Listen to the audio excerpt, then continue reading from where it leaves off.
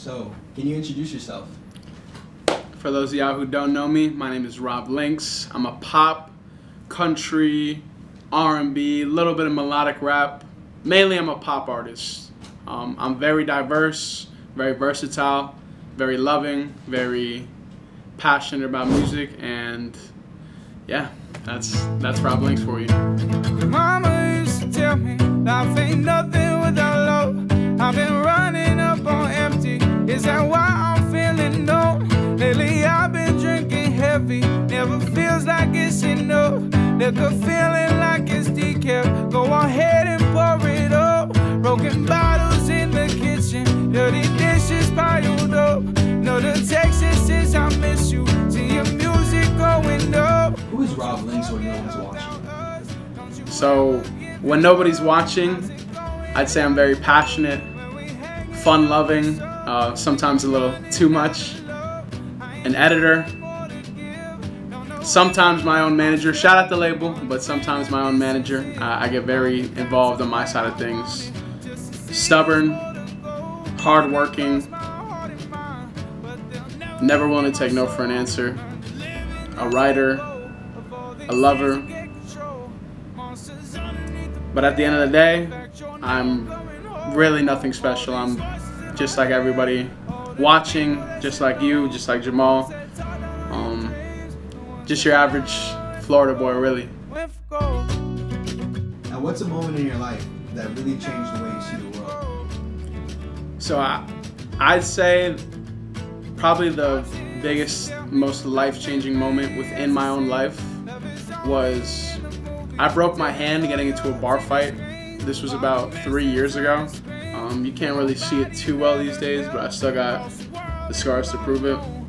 At that time, I was working a finance internship that I thought was gonna turn into my forever job. I thought this was gonna be my career for the rest of my life. I won't name the company, but fuck them. And shortly after I broke my hand, the whole office got fired. And we were all kind of scrambling. I was scrambling. I had no idea what to do. I was making no money at the time. I was already dropped out of school. I had no ambition and I had no real goals for myself. And that was the first time in my life that I kind of really had to face that. The only thing that I knew that I had any sort of knack for was music. I never really seriously went and recorded anything at that time, but Seth can attest to this too. We used to freestyle for hours back in the day, back in high school. I had so many lyrics just written down on my phone, different rhymes. A lot of incomplete songs now, obviously I structure it very differently, but I just had a passion for it. It was something I loved and something I didn't mind wasting hours away on. And that moment in time, because I had a cast on my hand, I couldn't go work a regular, physical job. The only things I was really qualified for at the time.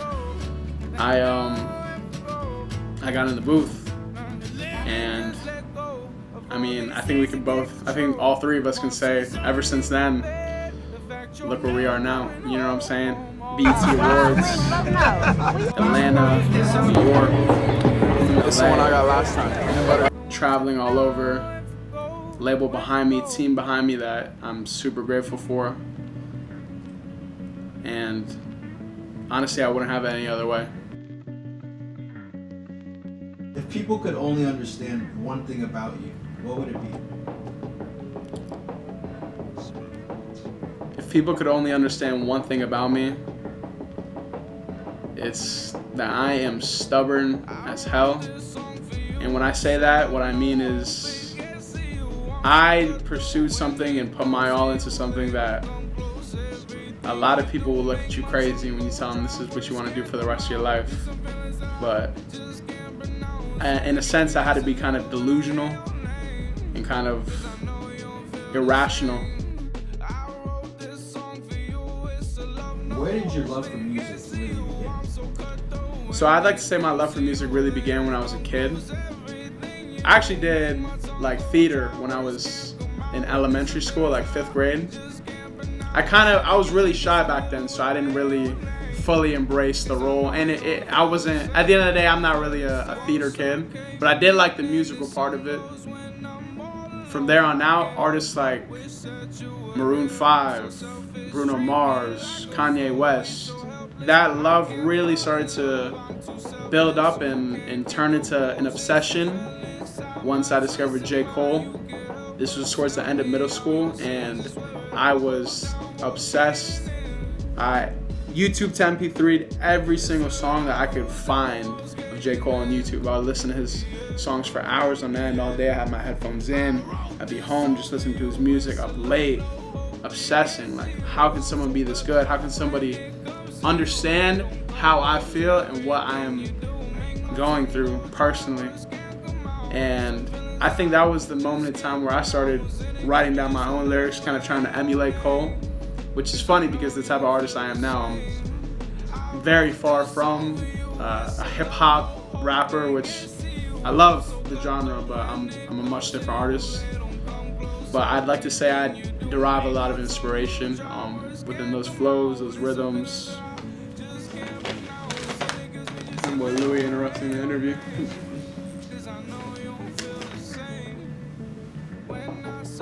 Yeah, I'd like to say J. Cole was really the person that, if it wasn't for him, I probably wouldn't even be making music. And was there ever a moment where you almost quit music? And what kept you going? I have that moment about every 2 weeks. It's a really rocky road pursuing something like this. A lot of ups, a lot of downs, a lot of rejection from whether it's people on social media. I've had rejection from major record label executives trying to pin me as just a writer, not an artist. Even points in time where my team and I didn't see eye to eye. Points in time where I didn't have a budget behind me and everything was coming out of pocket at my own end, and I didn't know when my next studio session was going to be funded. I wasn't comfortable in front of the camera. There's a lot of moments in time where I think an artist faces that, and I think the difference between every artist that makes it and every artist that doesn't is pushing through those moments constantly and not giving yourself any outs, truly. And what were the things that really kept you pushing? I'd say what really kept me pushing was a couple of things. The first being my team. Shout out to the team. Mercedes, SB, Drew.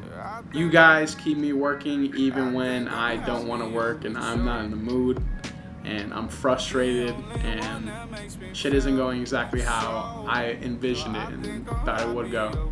But you guys keep my head on my shoulders, you keep me level-headed, you guys keep me busy. And I think without that, without like a great support system, team behind me, it'd be really hard for me to be where I'm at and be this far. Another thing that also keeps me very, very, very much rolling. Friends and family, honestly, the amount of support that I get constantly. I mean, you guys can pull up any single one of my social media posts right now. You guys are constantly flooding me with love, with support. Even I'll go out to the bar randomly as hell and someone I won't even know is watching will pull me to the side and, bro, you're an inspiration. Your music is so good. We love everything you're doing. We're so proud of you. Yeah, so I'm super grateful for friends. And the number one reason through it all, right here, shout out to Mom. Even at times when I didn't have money for my own studio sessions, she would make sure I was able to get into the studio or help me with running ads or whatever it was I needed. I don't think anyone's a bigger fan of my music in the world than my mom. She probably knows every lyric to every song. She comments on every single post, reposts every single post. I'm beyond blessed. Shout out to Mama Dukes. What do people misunderstand about being an artist and chasing your dreams in music? I think the biggest misunderstanding which I had myself is to be an artist and to fall in love with being an artist is to fall in love with being an editor, to fall in love with business, to fall in love with being on camera constantly, to fall in love with interviews, to fall in love with the whole process and journey behind it, because there is no, this is all you got to do as an artist. It's a lot of things, especially at the point in my career that I'm at right now, and I think a lot of artists are, that I know a lot of artists are starting up. You just got to be confident in yourself and your own ability, and you got to want it more than anything else in the world, really. And that means being willing to put in the work when nobody's watching, being willing to just push through all the judgment, push through all the negative days and negative thoughts that you have yourself, really. Nobody said it was easy, but it's damn sure worth it. Let me ask you something. What kind of advice would you give to an artist starting out? Stack up content.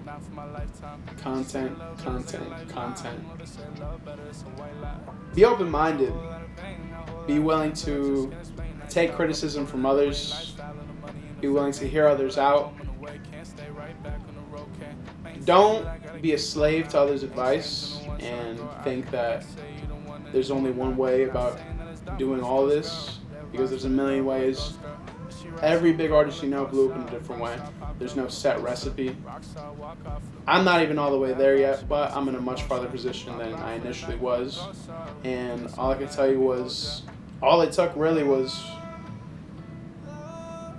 confidence in the music, getting comfortable on camera, so constantly posting even when you don't want to, even when you're not fully comfortable with it,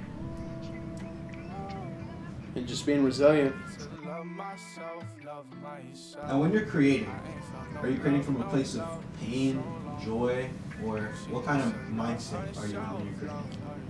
So, I think it takes a little bit of all of that, right? All those emotions you talked about, pain, joy, sadness, because at the end of the day, every song I'm creating is kind of a reflection of me and my life and moments in my life that I'm going through. So some songs you might have heard from me 2 years ago are a lot different than the songs you've heard now. Definitely some similar themes along the way. I definitely like to say love songs are probably like the top kind of music I make.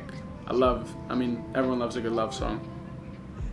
But some records are a lot more fun and a lot more upbeat, like Soul, like Material Things, like Don't You Go. I think it's really just about capturing the emotion in that moment. Really, it could be in that specific day. A lot of those records, a lot of my best records, a majority of them were finished up within one day and then right to the booth. But it's really just whatever I'm feeling in the moment. What keeps you grounded in a world that's constantly chasing clout? Honestly, that's just never been my MO. I'd like to think of myself, and I hate even saying it, right? Because it sounds like the opposite when you do. But I'd like to consider myself a pretty humble person. Even when I started out making music, I never really told too many people, hey, I'm an artist. I never put it in front of too many people's faces.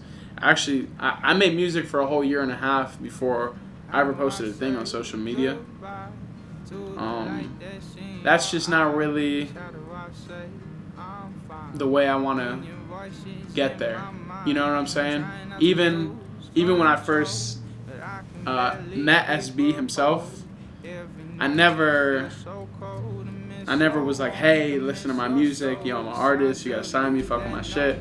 Because that's what I was watching everybody in the city do, and I didn't want to come across that way. He actually ended up asking about me, and it ended up just turning into something beautiful, which, again, I never forced my way into it. God just allowed it to happen naturally. God bless. So let's talk Silver Moon. What is Silver Moon about? So, Silver Moon, and I've never even talked about this on camera. I really haven't even talked about it off camera or to anyone, really. Silver Moon was written about a really, really close friend of mine who told me that they did not want to be here anymore. We actually got into an argument about it. We kind of fell off a little bit after that. Now things are good. I haven't even told the person that they're like the reason behind the song, but kind of just the pain that I felt myself not being able to help this person get out of that mind state, you know what I'm saying? At least for the time being, kind of reflects my emotions towards how I felt about finding that out about somebody that I loved so much, not wanting to be here. What went into the creation process? Multiple sessions, I'll say that. It's funny because before I even recorded the hook for Silver Moon, which I recorded Silver Moon at 2 different studios, the hook was at Neon Camel Studio. Shout out to Neon Camel, shout out to Abdul, you snapped. I recorded the hook there. I didn't have the song fully completed yet. And there was about 3 different sessions that went into it. I had about 20 songs written the night before, and I wasn't satisfied with any of them. And I found the beat the night before my session, and it came out of me. Aside from that first session, we had another session at P7 Studios. Shout out to Giles, he's my main engineer, through thick and thin. That's where we laid down all the verses, all the backgrounds,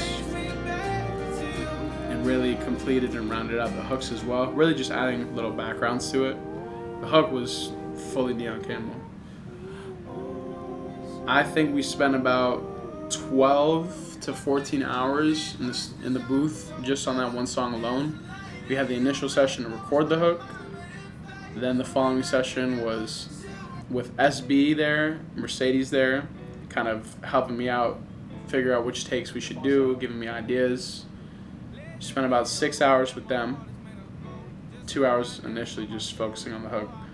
And then the last session being the session where I really just got in there and mixed it with him. And after that session, my head was hurting because I'd heard this song 100 times within 1 week. And just hearing it at different volumes, tweaking it. The Silver Moon version that is out now is the 8th version of the song. So there was 7 other files that I had to go through to get to this, and like tweaking the loudness and all the backgrounds and everything. But I think we came out with something that I'd like to call perfect, or at least as close as you can get. How do you want your fans to feel when they listen to Silver Moon? I want them to feel like they're not alone, that anybody who struggles with depression, with suicidal thoughts, with just not wanting to be here, with the day-to-day pains, struggles, anxiety, you're not alone. A lot of people feel the same way that you do. There's times where I feel the same way that you do. I'm here for you. I love you. And I hope this record can provide some sort of solace, some sort of comfort for you. And we're all in this together.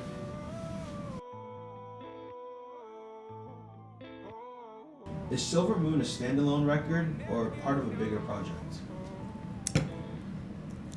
It's funny because when I first made the record, I had no idea what the answer to that question was.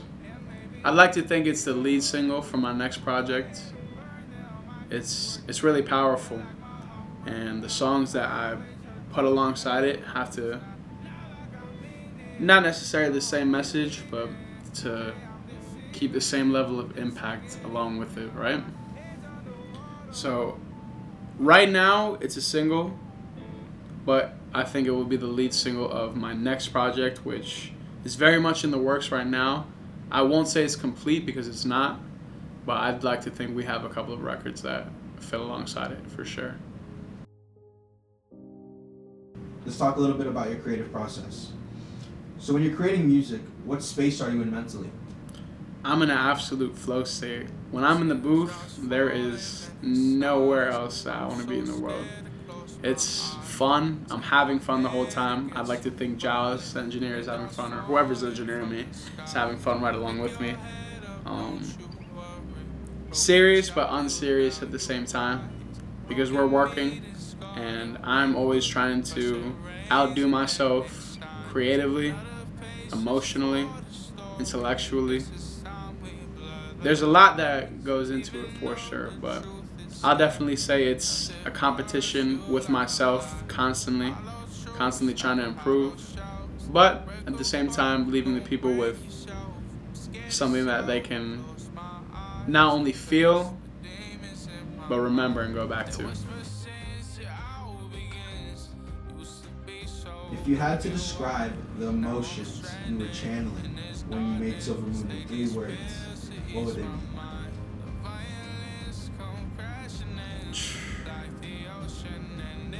3 words.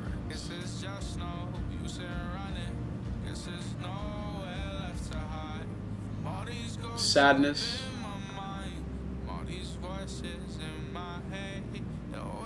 anger,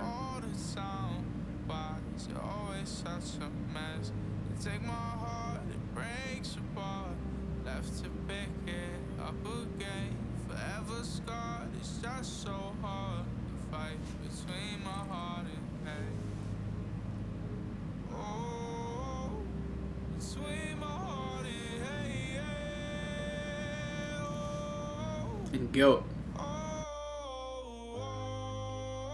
Do you write music more for yourself or for the people listening? So when I started making music, it was definitely for myself more than anybody. I wasn't even showing people my songs really early on. A lot of it was just making music that I liked. I was really my own favorite artist. And I'd like to think, for the most part, I still maintain that same level of creatively just being me and letting however I feel flow and allowing it to flow. But at the same time, I'm a lot more structured in how I do create songs. I definitely aim to create like a properly structured song. Nothing too cut and dry where it's rinse and repeat. This has got to be here, this has got to be here, but it should feel like a properly structured song. At the end of the day, I am in a much different position now than when I was starting. I have people financing everything that I'm doing. So because of that, I do have to kind of have that mentality of this has got to be a little bit better than the last one. And I am searching for those hits constantly and what will people listen to and what will people like. But I think what's gotten me to this point is not worrying too deeply about that. So it is always in the back of my mind. This is going to be for other people, but it's mainly for myself. So I'd say it's a combination of both. Love that. If Silver Moon was a conversation, who are you talking to? I'd like to say it definitely is a conversation. And I was definitely talking to the person I wrote it about, honestly. And talking to myself a little bit too. Just kind of a culmination of begging someone to love themselves and kind of realize their own worth, as well as acknowledging that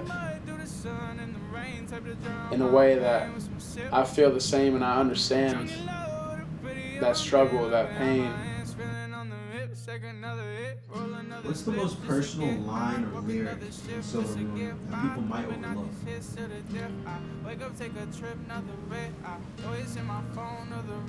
I like to think that it's she don't understand that she's perfect and it hurts because I'm no better.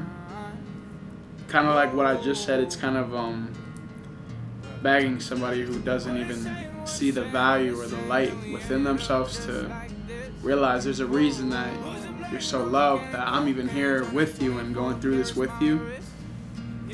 But it hurts because I'm no better. At the same time, I struggle with it myself to constantly see the value that, or hold myself, or view myself rather, in the way that a lot of my closest friends view me, in terms of loving myself. It's a battle that I'm working on every day. I'm definitely in a much better position than I was years and years ago when I was extremely lost. Now I have purpose and goals, but that doesn't mean there aren't days where I'm struggling with myself, how I feel about myself, and I think it's kind of me being that sadness, that feeling of sadness of I want you to feel better, but it sucks because I can be the same exact way at times, and I know it's a lot easier said than done. Talk a little bit about your legacy and future. When people hear the name Rob Linx 5 years from now, what do you want them to think of?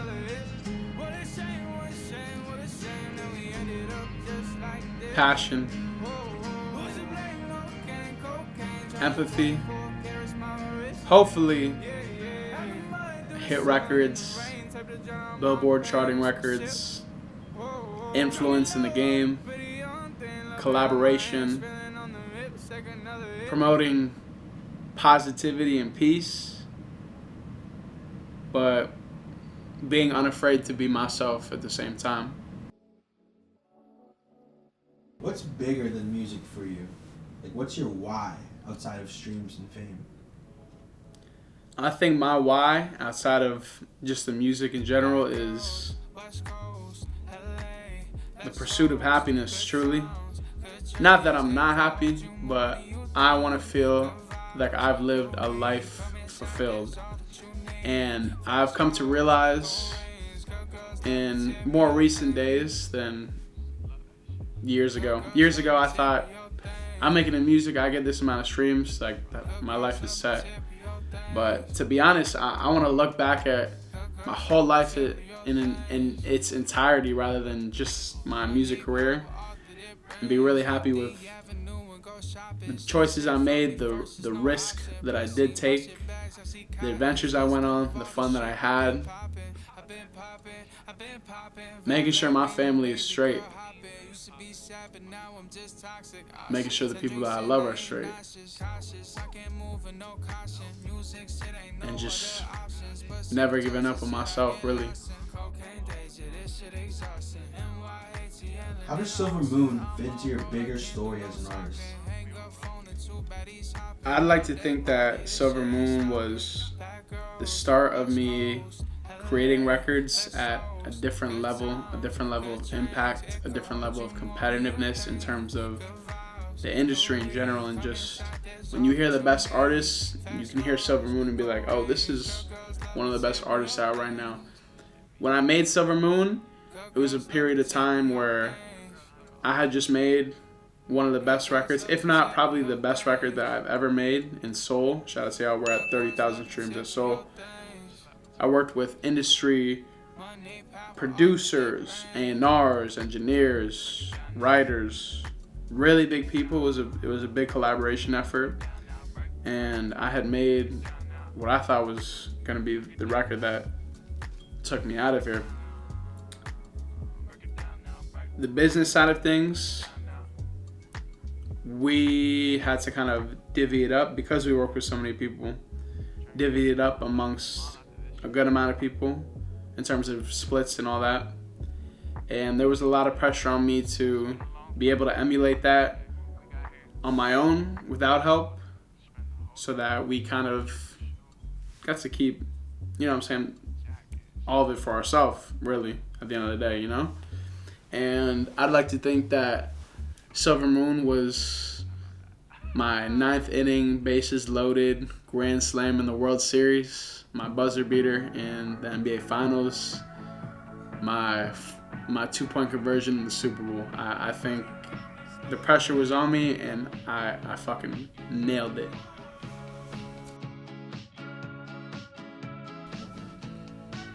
You can tell your younger self one thing after making this song, what would it be? These feelings that you feel right now about yourself, about life, about your family. They are going to be your strength and the reason that you are great. So just keep pushing, keep fighting for me, Love Dog, because we're headed somewhere beautiful. What's next after Silver Moon? Where's Rob Linx going? Somewhere where you're gonna have to look up to see. Bonus questions. That was all the. Beautiful. Yeah. How'd you feel about those? Loved them. Okay. Honestly, I loved every one of them. Yeah. That was great. Was that all the way around? Yeah, all the way I through. love it. Let's clap it up. That was bonus ones, but that was all the official. Yeah, I think that's a ones. fire little mic drop. That was good. Nah, we hear this audio. It's gonna be There's some OG. daps going around. What? That was fire, man. You already know. Great work there. Great questions. I think we rolled this out, especially in the shorts and the long form version. Yeah. Bro. This will do great. Good interviewer. Bro, Not you too suck. bad. Not too bad. That's a good interview, huh? Come on great. now. Alright. Larry King now. So I got some bonus ones, maybe some off the top. Yeah, we'll throw it in. Fill It could be like a little bonus Yeah, like I'm gonna fill you out a content. bit. Might have some organic shit I can pull Yeah, out real yeah. quick, you know? Go for it, The whole go. thing felt like a conversation. You know? Yeah, It felt bro. like we were talking. So, For sure. bonus. Shout out to everybody who made this happen today. Shout out to Seth Randerson in Digital Empire Media. Shout out to the in-house video production division, I'm Him Media, my dog Jamal. Shout out to SB Global Enterprise for financing this interview and making this happen. Mercedes, Drew, SB. And yeah, shout out to you guys. Shout out to all of you guys. This would not have happened without y'all. I'm super grateful and super excited to put this out. She don't understand that she's perfect, and it hurts 'cause I'm no better. There's a light in you that blows my mind, but it fades when we're not together. Silver moon, silver moon. Oh, I pray that light it finds its way to you. Silver moon. Silver moon. Oh, I pray that light it brings me back to you. Silver moon. Oh, I pray that light it brings me back.